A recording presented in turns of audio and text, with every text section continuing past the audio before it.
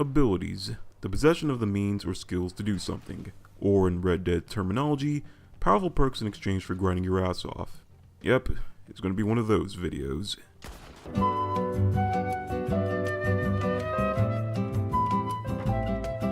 Keep the change, you filthy animal. Alrighty, so for those of you who are probably new to Red Dead Online or have never played a single RPG in your entire life, abilities allow you to do certain actions in game or grant you certain perks that help you give the advantage over your opponents. In the case of Red Dead Online, you'll be giving various perks in exchange for putting in the effort to obtain them. In other words, leveling up and doing whatever you can to obtain currency. There are 4 different categories of the abilities that you unlock over time. Each card that they have will either be completely useful or useless depending on the situation that you're currently in. Starting off, you have the Deadeye cards, which you already know, focuses on increasing your overall accuracy and helps you put well-placed shots on your opponent. Combat cards help raise your statistics in terms of battle against either enemy NPCs or other players.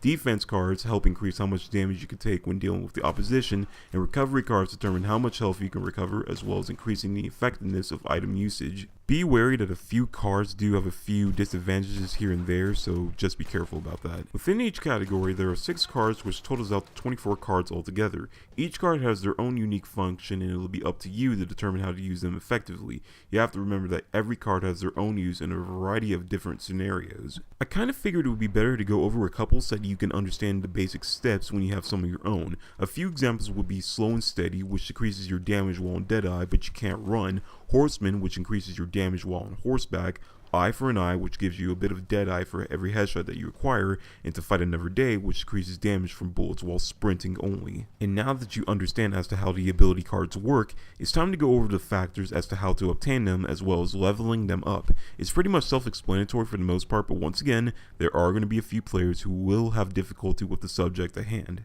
There are 3 tiers when it comes to the ability cards, with the first being a starter pack in comparison to the other 2.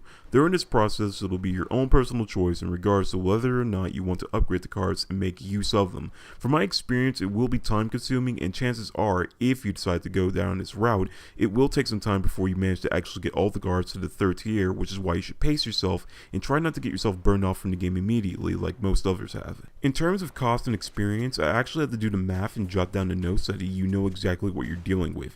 This is without a doubt the approximate data that I've managed to gather, but since the game is still in its beta stage, there's a big chance that the requirements could be toned down, and if that's the case, Rockstar owes me a shit ton of cash back. Beginning with the starter tier, excluding the freebie coupon that you'll get after the tutorial mission, you'll have to pay for the remaining 23 cards out of pocket. When unlocked, each card will cost $50 and will take 10,000 XP before you can upgrade it to the next tier. Doing the math, 23 cards times $50 a piece is $1,150, while 10,000 XP times 23 cards will result in 240,000 experience points total. For the second or intermediate tier, you'll be paying $350 for each individual card that has a 15,000 XP requirement before it can achieve its mastered state. 24 cards times $350 results in $8,400 being spent over time, with a side of 360,000 XP needed for all cards put together. The third or master tier will only require a payment of $500 with no XP requirement for its final upgrade. 24 cards times $500 will result in approximately $12,000 being spent during your time online. By putting all this crap together, you'll be spending roughly about $21,550 for all of the cards put together, while getting a humongous amount of 600k experience points in the process. And trust me, we have yet to get to the frustrating part of it all. Assuming you actually want to go through with the grind fest that awaits you, it's quite obvious that you're going to have to put a thorough amount of time in regards to making your persona an impenetrable fortress of solitude. Cutting through all the bullshit, the quickest and most effective way to obtain each card, from my own perspective that is, would be to participate in any activity that revolves around PvP, most notably the Showdown series. Not only will you gain money needed to purchase the damn things, but you'll also gain experience both for yourself and the current cards that you're currently wielding. A side note to make this process go by faster is to level up the cards together. Early in the game, you will have to make do with the slots that you unlocked thus far, but by the time you manage to get the other slots unlocked, which should be around the rank 40 section if I'm not mistaken, it'd be best to purchase different cards and upgrade them all together instead of individually to make it easier on yourself. But this is where the strenuous part comes in. Due to the fact that the online variant is still in its beta stage with a few updates here and there, most individuals are going to have a problem in terms of being financially stable. Just because the economy has been tweaked a bit doesn't mean that you'll get the required amount of money right off the bat. You're going to have to work for it, and there is no easy way around it. That is, unless you decide to do the easy route and try to use some kind of money exploit that's bound to get patched later on, or some kind of crap like that. I know some of you are going to use the term work smarter, not harder against me, but I digress. If we're being completely honest, most people are not too keen on the player versus player aspect due to the fact that it could be loads of bullshit when going against other players who are going to use the same tactics over and over and over again just for a quick buck.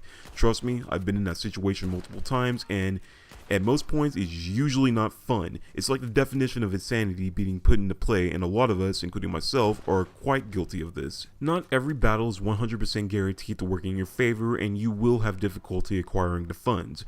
While PvE does exist in the form of stranger missions, online story content, and hunting various animals, it still lacks a few pieces of content that the community is longing for at the moment. It's quite dry if you ask me. There are going to be other items of interest instead of the ability cards, whether it be new clothing, horses, weapons, camp upgrades, etc. And even if you do manage to upgrade some of your items, there is a good chance that most of us are just going to stick with what we're comfortable with without spending any extra money, which is actually quite understandable. For the ability cards, I'm pretty sure someone out there who's not me will end up doing some kind of testing when it comes to the damage output as well as the effectiveness of the cards altogether.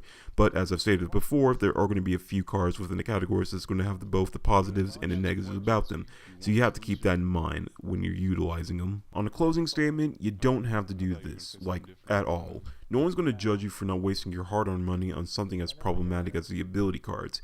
If any, you could just stay on the first tier with a few upgraded variants here and there if you like, and no one's going to bat an eye. Just keep in mind that the other players will most likely invest their time into this and most likely come at you one way or another.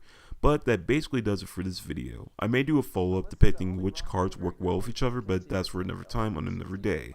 But other than that, once again, thanks for watching, have a happy New Year's, love you all, and peace.